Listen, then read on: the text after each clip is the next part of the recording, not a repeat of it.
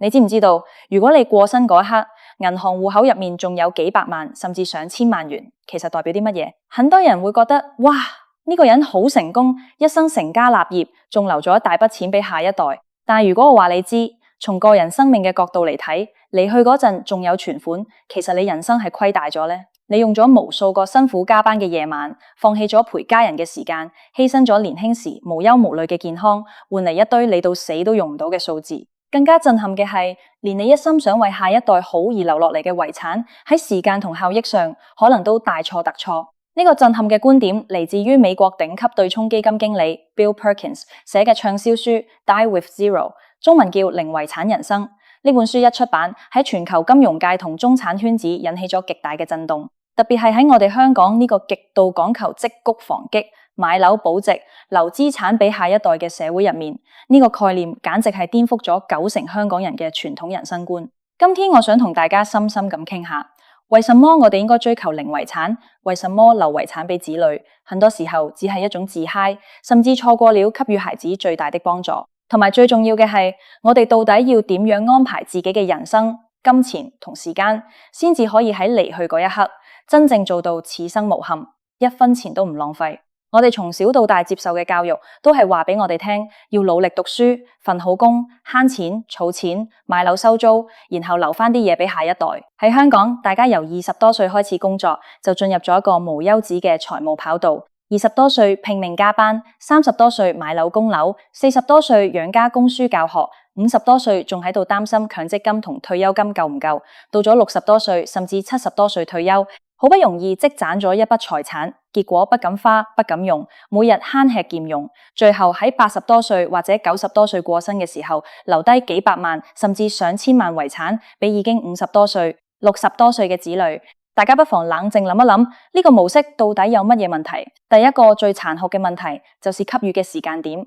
你試下諗下，你嘅子女幾時最需要錢？係喺佢哋20多歲到30多歲嘅時候，定係喺佢哋50、60歲嘅時候？當你80多歲過身嘅時候，你嘅子女通常已經50多歲，甚至60歲咗。嗰個時候，佢哋自己嘅事業已經定型，可能已經買咗樓，子女都長大成人。人生最需要資金去創業、去探索世界、去建立家庭嘅黃金時期已經過去咗。你喺佢哋50、60歲嘅時候，俾佢哋300、500萬，對佢哋人生嘅邊際效用其實非常之低。佢哋可能只係把呢筆錢再放進銀行，繼續留俾佢哋嘅下一代。呢個過程就像是一場無意義嘅財富接力賽，每代人都喺度極力積攢，但每代人都冇喺最需要嘅時間去享用呢啲資源。如果我們真係愛子女，真正嘅做法唔係喺自己死後留遺產，而係喺自己仲活着，喺子女20多歲到30多歲最需要支持嘅時候進行生前贈與。比方說喺佢哋20多歲去外國深造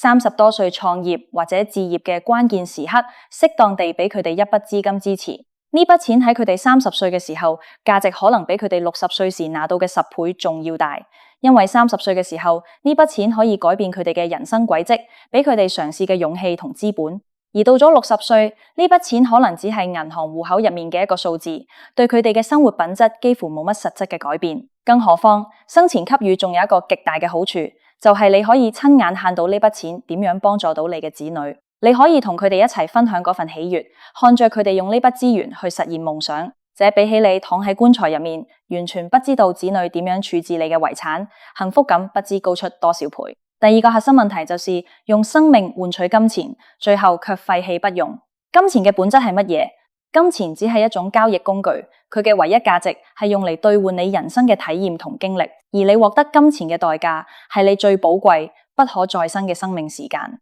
假設你由23歲開始工作，到65歲退休，整整42年嘅時間，你每日工作8小時甚至10小時，換取薪金。如果你喺80多歲過身嘅時候，戶口入面仲留低咗500萬元存款，而呢500萬元你完全冇用到，咁樣從邏輯上講代表咗乜嘢？代表你喺人生嘅黃金歲月入面，免費為公司或者僱主打咗幾年嘅白工。你用咗自己30多歲、40多歲時寶貴嘅健康、活力同時間，去換取咗一堆你生命結束時都用唔着嘅數字。呢啲時間本來可以拿嚟陪父母旅行、陪子女成長、去睇未睇過嘅世界、去學習自己有興趣嘅技能。你把生命中最精華嘅時間換成咗死後毫無意義嘅數字，這難道唔係人生最大嘅虧損嗎？書中提出咗一個非常深刻嘅概念，叫做記憶股息。大家平時買股票最中意講收股息，但你知唔知道人生體驗其實都有股息，而且呢種股息嘅回報率高得驚人。當你喺20多歲或者30多歲嘅時候，花錢去咗一次極有意義嘅旅行，或者完成咗一個極具挑戰性嘅夢想，嗰次體驗並唔會喺結束嘅一刻就消失。喺之後嘅幾十年人生入面，每當你想起嗰次經歷，每當你同朋友聚會傾起，每當你翻開舊照片，你都會重新感受到當時嘅快樂同滿足。呢種隨着時間推移，不斷喺你腦海中回味並帶來幸福感嘅過程，就係記憶股息。你越早去創造美好嘅體驗，你能夠收取記憶股息嘅年期就越長。如果你喺25歲去咗趟歐洲深度遊，呢個記憶可以陪伴你60年。喺你35歲、45歲、55歲甚至75歲嘅時候，依然可以為你帶來養分同快樂。但如果你把呢筆錢一直存着，等到70歲退休之後先去，你能夠享受呢個記憶嘅時間就只剩下10多20年。更糟糕嘅係，到咗70歲嘅時候，你嘅體力、膝頭哥同消化系統可能已經不容許你去高海拔地區徒步，或者去玩那些需要體力嘅項目了。呢度就引申出 Die with Zero 入面另一個非常關鍵嘅概念，體驗嘅生命區間，或者叫時間筒。很多人習慣將人生簡化為2個階段，第一階段係60多歲之前拼命工作賺錢，第二階段係60多歲退休之後享受人生。但呢種劃分方式極其危險同不切實際，因為人生嘅體驗係有保鮮期嘅。你喺20多歲時做嘅嘢，同你喺40多歲、60多歲甚至80多歲時能做嘅嘢，完全係兩回事。20多歲嘅時候，你可以背着背包去住青年旅社，同世界各地嘅年輕人吹水、熬夜玩樂，身體恢復得極快。40多歲嘅時候，你可能需要帶住一家大細去住舒適嘅酒店，追求嘅係家庭嘅溫馨同品質。60多歲嘅時候，你可能更喜歡慢節奏嘅郵輪旅行或者文化展覽，而到咗80多歲，你可能連坐長途飛機都會覺得身體吃不消。如果你把所有想做嘅事情都推遲到60多歲退休之後，你會發現很多體驗你已經永遠失去了能力去享受。你嘅身體健康、體力同精神狀態會隨着年齡嘅增長而不可逆轉咁下滑。金錢嘅效用係同你嘅健康狀況高度綁定嘅。當你20多歲、30多歲，健康狀況處於100分嘅時候，1萬元帶給你想體驗嘅快樂可能是90分。但當你80多歲，健康狀況只剩下30分嘅時候，同樣嘅1萬元可能連10分嘅快樂都買唔到，因為你可能連門都出唔到，或者只能用嚟買藥同支付護理費。所以作者建議我哋應該把人生劃分成不同嘅時間筒，例如20歲到30歲、30歲到40歲、40歲到50歲、50歲到60歲、60歲到70歲等等。喺每一個時間筒入面寫下你喺嗰個年齡段最想做，而且只有喺嗰個年齡段做最合適嘅體驗。比方說，如果你想去挑戰極限運動、去跳傘、去高海拔登山，呢啲體驗應該放在20多歲到30多歲嘅時間筒。如果你想帶子女去迪士尼、去探索世界，呢啲應該放在30多歲到40多歲，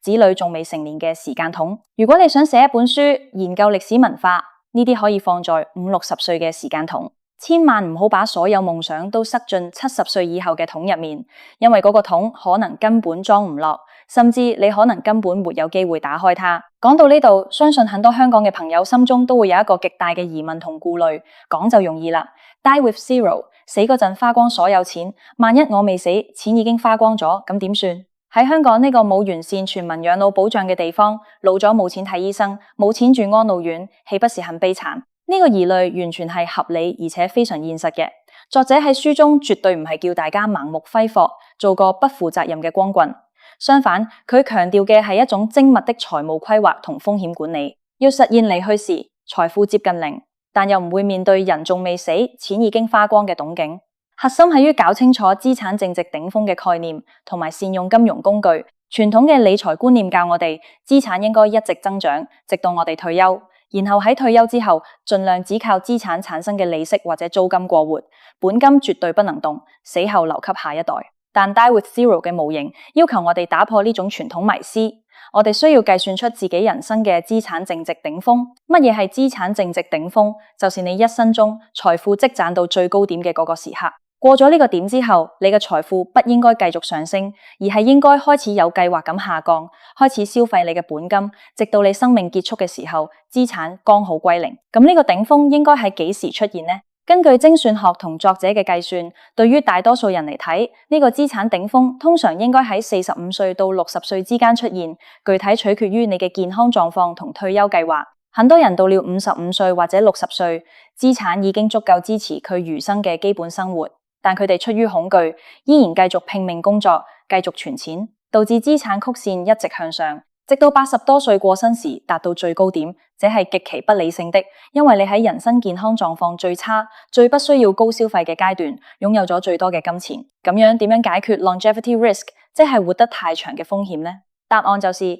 善用現代金融保險工具，特別係長壽年金。年金嘅原理其實就係一種反向嘅保險。普通保險係防範你太早死，而年金係防範你太長命。你喺50-60歲嘅時候，擺部分維持基本生活所需嘅資金，例如夠你支付基本食宿同醫療嘅費用，購買合適嘅年金產品。年金會保證，無論你活到90歲、100歲定係120歲，每個月都會定期派發固定嘅生活費俾你，直到你離世。當你利用年金鎖定咗人生底線嘅生活保障之後，你剩低嘅資產就可以心安理得咁喺你身體仲健康、仲有活力嘅50-60歲、70歲階段，全部規劃用於體驗人生，生前贈與子女或者進行慈善捐贈，因為你已經不需要再留一大筆錢來防範萬一活到100歲嘅風險，年金已經幫你承擔咗呢個風險。同埋關於醫療費用同老後護理嘅問題，喺規劃入面應該單獨列出一筆醫療保險或者專項護理基金，而唔係無邊無際咁因為恐懼而無限存錢。用確切嘅保險產品去涵蓋確定嘅風險，然後把剩餘嘅生命資本轉化為實實在在嘅人生體驗。大家可以試下回顧一下自己或者身邊長輩嘅人生。喺香港，我哋見過太多例子，老一輩嘅人辛苦咗一輩子，買咗2-3間樓，每日過得極度節儉，連去旅行都捨唔得坐一次商務艙，連食餐好嘅都要睇價錢。到了70多歲、80多歲，身體開始出現各種毛病，行動不便，甚至患上失智症。嗰陣時，就算戶口入面有幾千萬元，樓價升咗幾倍，對於佢哋個人嘅生命品質嚟講，已經冇乜意義。最後呢啲財產引來子女嘅爭奪，甚至搞到一家人反目成仇。或者子女拿咗呢筆錢喺50-60歲嘅年紀買咗輛豪車，買咗間大屋，但嗰份快樂已經同辛苦一輩子嘅父母沒有任何關係。如果換一種人生劇本，情況會點樣？假設你在40多歲到50多歲嘅時候，計算好自己同伴侶退休後基本生活所需，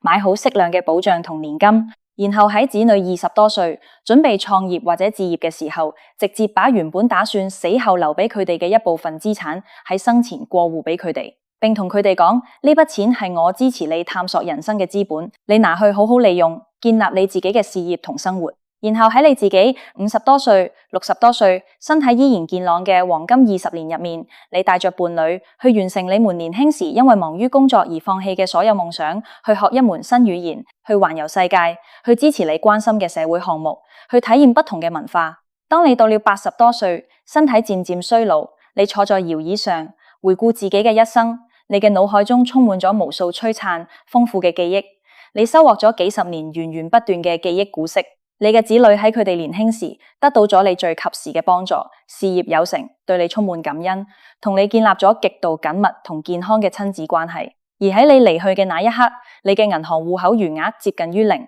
你沒有浪費任何一天辛苦工作換嚟嘅生命時間。你把你嘅生命能量100%咁轉化成了人生嘅體驗同對家人的愛。兩種人生，哪一種才是真正嘅成功？哪一種才是真正嘅贏家？要實現 Die with Zero 嘅人生，我哋喺心態同行動上需要做出幾個非常關鍵嘅改變。第一，改變對金錢嘅態度，明白金錢只是工具，生命時間先係真正嘅資產。每當你打算為了賺更多錢而加班，放棄同家人相處或者放棄體驗嘅時候，問問自己，我現在係用有限嘅生命時間去換取我可能用唔着嘅數字嗎？第二，盡早進行時間筒嘅人生規劃，唔好等退休，現在就拎出一張紙，寫下你喺30歲、40歲、50歲、60歲、70歲最想做嘅10件事，睇下有哪些事情係有年齡限制嘅，優先安排資金同時間去實現佢哋。第三，重新構思對子女嘅愛，唔好把死後留遺產當成你對子女愛嘅表現。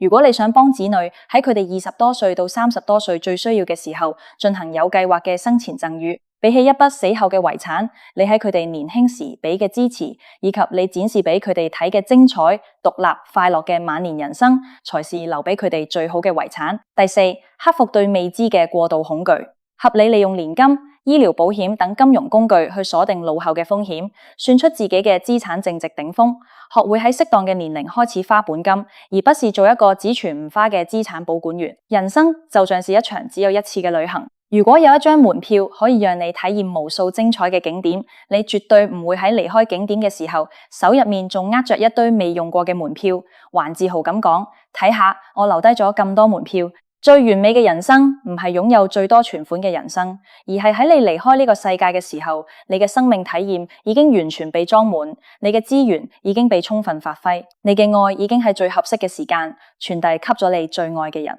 離去時還有存款，真係你人生虧大了。從今天開始，重新審視你嘅金錢觀同時間觀，去過一個真正無憾、零浪費嘅精彩人生啦。